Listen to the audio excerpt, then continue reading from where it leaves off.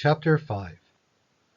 Every day I'd learn something about the little prince's planet, about his departure, about his journey.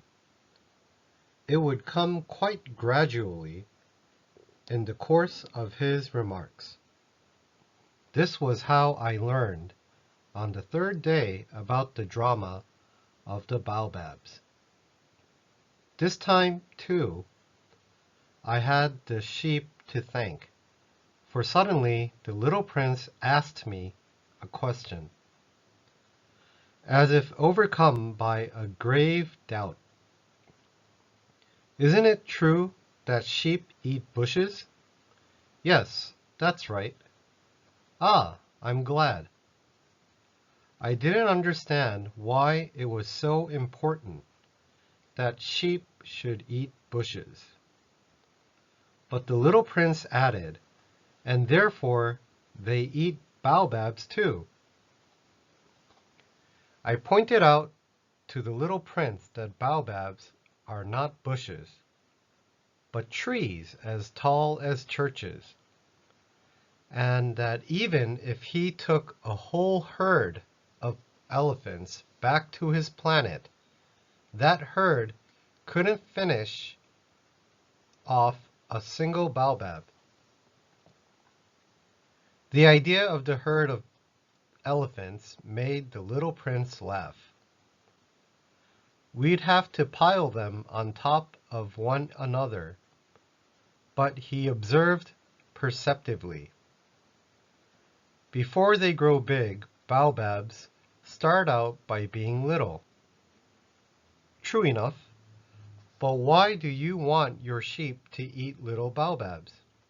He answered, "Oh, come on, you know," as if we were talking about something quite obvious. And I was forced to make a great mental effort to understand this problem all by myself.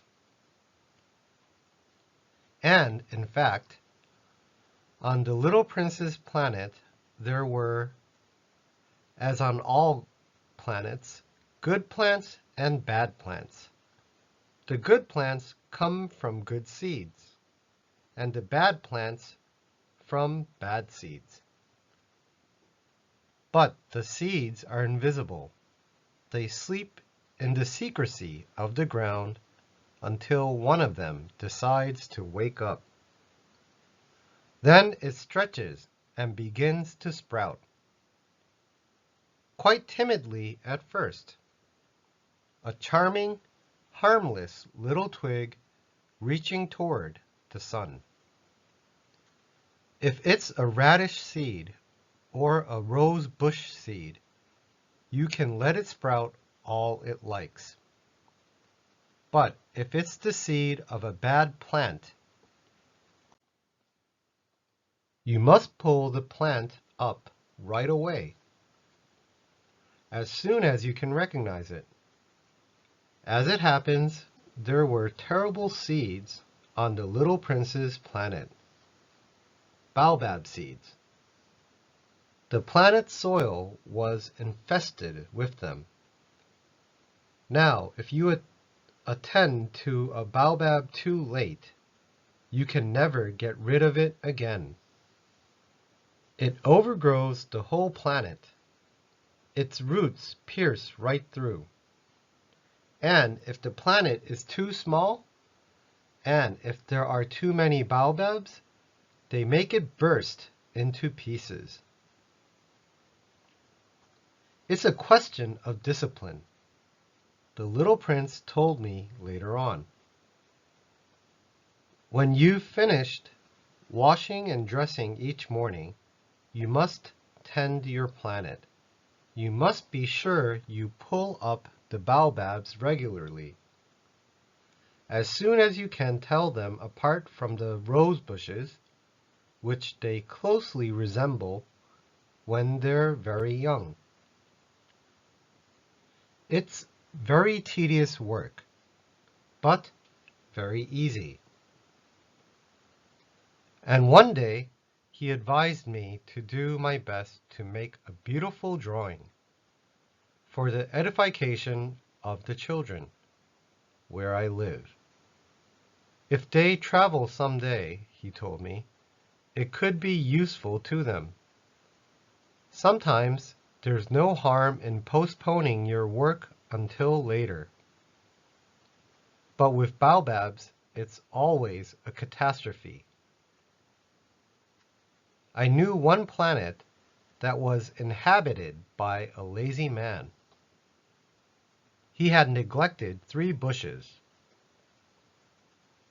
So, following the little prince's instructions, I have drawn that planet.